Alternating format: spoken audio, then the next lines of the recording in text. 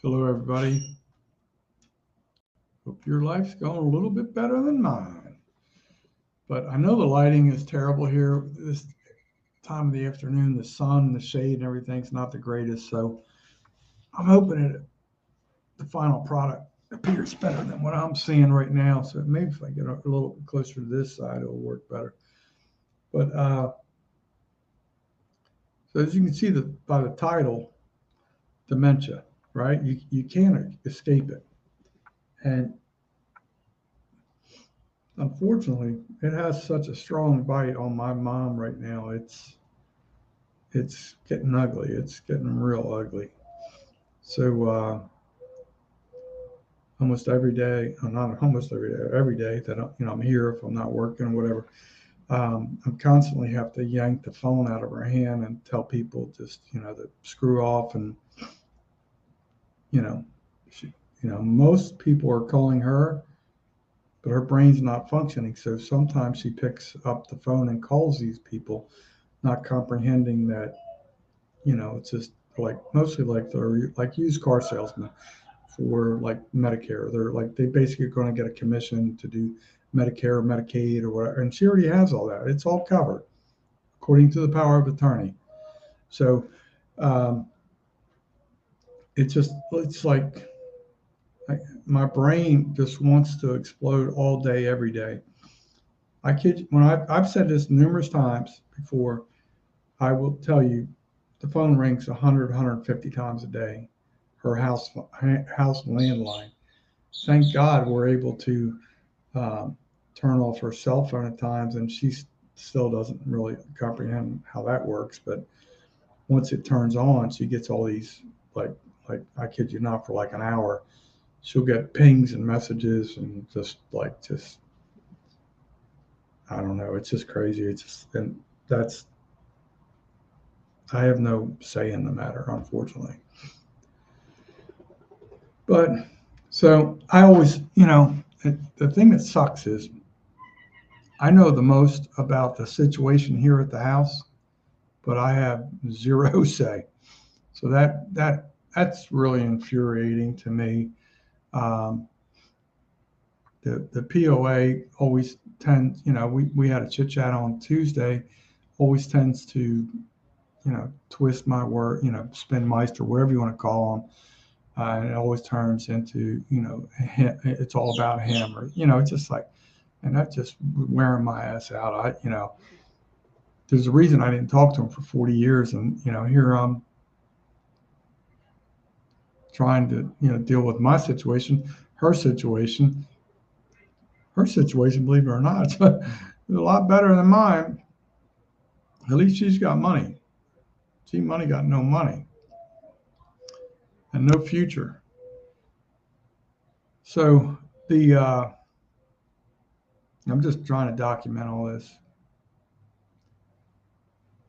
Uh, you know, if I'd known it was going to be this long, this difficult, I probably would have done a more professional docu series or something like that. But I just went out when something's on my mind, I'm just going to, spout off, so to speak. But so she gets really ticked off at me when I take the phone from her, and she's like, "No, I called. I don't give a crap. You're taken care of in all departments according to your power of attorney. You set up the paperwork. He's making decisions. He says you're all taken care of. So we're just pretty much we got to trust the process." She keeps trying to talk and make all these decisions daily for herself, and she's not in that position. And it's just an ugly ass situation. This whole dysfunctional family thing is just really just like. And once again, I'm going to talk about the curse, but it's like it's a real deal here, brother. So, I talked about my vehicle. I'm going to talk about that briefly, and then I'm going to get back to the title here. But I get in my vehicle this morning. I got to screw around with that thing for 20, 25 minutes, just trying to get it to start because of the gear shifter problem. Mechanic says he will fix it or try to fix it. on Saturday, and he's also going to try and take care of my air conditioning problem. I just need to get to that point. So I need it to start up tomorrow. I can run a couple errands. I don't like leaving my vehicle running once it's started, but when I run into Dunkin' Donuts, get a cup of coffee, I get that, and then if I need to, make another quick pit stop, I do that, and then pretty much I've just been hunkered down here at my mom's homestead, her residence, not really a homestead, her residence, but it kind of feels like it with all the critters out here. But so getting back, so this dementia thing, it's like, I've noticed she gets more angry now because I don't know how to describe this. There goes the crows and all the birds. Sorry about that. But she gets very angry lately, and she's almost becoming mean at certain times because I'm taking away some of her freedoms, like talking on the phone, stuff like that. I'm trying to protect her out. I just had an hour conversation with her, trying to let her know I'm trying to protect her, why this is occurring, how everything's set up. But like, I guarantee you that was like 10, 15 minutes ago. My mom's not going to remember any of that. So like trying to get through to somebody who has dementia, it's not working too well, and I keep trying to protect her so she can, hopefully try and pass away here at her own residence. I don't think it's going to happen. I honestly think it's a very short period of time before she's going to be, sent off to a different destination. That's not not going to help her. It's not going to help me, and not going to help the other guy, to be quite honest with you. So, I mean, she's a very proud woman, she's always been independent and stuff like that. So I'm trying to respect that as much as possible. I never thought this would be the way, she's going to go out. I still think heart disease is going to take her first, but right now it's not looking too good. Once she goes into a facility, if that happens, which the odds are looking more favorable for that to happen, she's going to probably decline more rapidly. That's just my opinion. She's going to miss, looking at the ducks and having her freedom. I'm trying to be the devil's advocate at the same time. She probably will have more people to kind of like communicate with, but her brain's going to, continually deteriorate, and she's not going to remember, a lot of those relationships. So her husband had dementia for like 7 years. He was in a home for probably 6 or 7 years. And for some reason, he hung around for a long time. But I'm not trying to be derogatory or anything, but he pretty much, didn't know what was going on in life and stuff like that. My mom kept trying to tell me, he recognized her and all this stuff. And I just think a lot of that was just BS and loyalty, whatever. But so dementia is, it's, if you have a tight knit family that you can kind of work through it together, as maybe through rotations or something like that, it could probably work a little bit better. Right now, the only rotation we have is just dude, 2 hours away comes once a week. Sometimes it's once every 2 to 3 weeks. And the guy who's ridiculed the most, who is me, is living here due to, displacement from the hurricane and stuff like that. But I can tell you, when I'm not here, she is a hot mess. So I'm not real happy about being, unemployed or, oh Lord, she's on the phone with somebody again. Oh my gosh. I can't stop her. You know, it's like she can't protect herself right now. She keeps thinking she's, you know, addressing her needs and stuff like this. Oh my gosh. So it's almost like you want it to crash and burn because you've done everything you can. When it crashes and burns, that's going to fall on the power of attorney.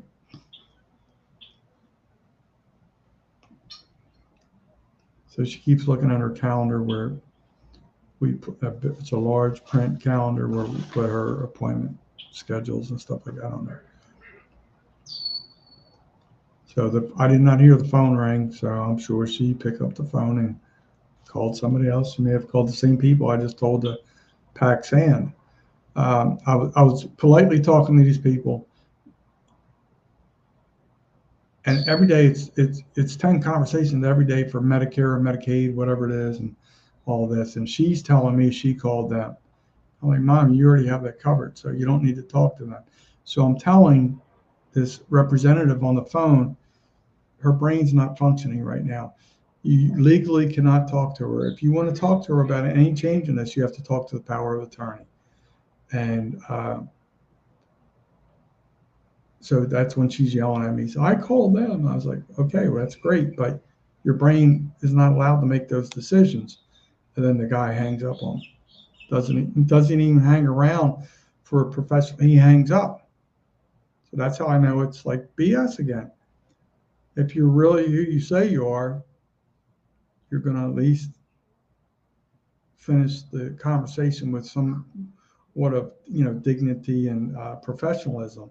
No, that's like just tells me it's just more BS. She's saying she called them. I have no idea, man. Right now, I'm like, I have no idea. Like, she had this computer virus warning kept popping up, and it would happen like pretty much every other day. And I would just go in there and shut the computer down, restart it. She has this friend of hers who's a computer guru, and I kept telling her, call Walter, call Walter. She goes, yes, I'm going to call Walter. And she doesn't remember to call Walter. Finally, I made her call Walter last night. The guy showed up today, did some cleaning, some improvement.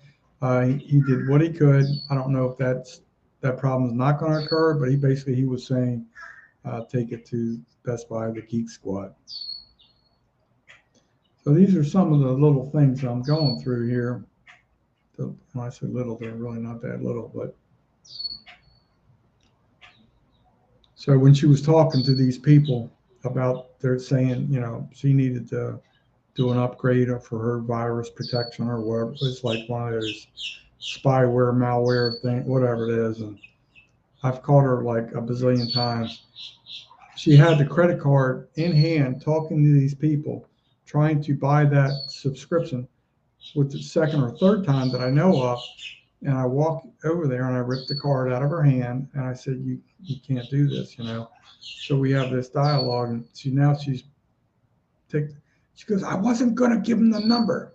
I'm like, well, what else are you going to do with the card? You're going to tell him it's MasterCard, or just want to, it's like she gets defensive and angry at me for protecting her.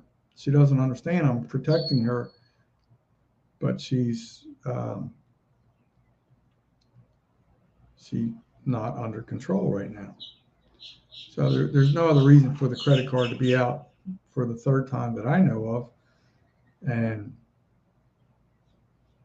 they're talking to her. Yes, I agree. She self-initiated those calls based on the fake prompts she gets on the computer and all this. She is calling them. I'm trying to prevent as much as possible for her not to divulge that. And that keeps occurring. So once I'm full-time employed, I will have some income, probably not enough to sustain my own living, because I'm so far behind right now. But she's going to go away. She's going to have to go away. It's pretty evident right now. So then, right away, based on a little bit about I know about those assisted living facilities, they kind of want a large lump of sum. I think there's a large down payment, like a deposit, and then it's like $3,000 a month. Like if you're, that's the little bit I know about that. So I could be wrong on that, but I know what her assets are as far as vehicle, the value of the house, and what she has in her investment funds, stuff like that. So it's ugly. It really is ugly. And I'm not getting on here for attention, but just trying to tell people like this is the real deal. Like I always tell people like she's going to outlive me, and I truly believe that. Um,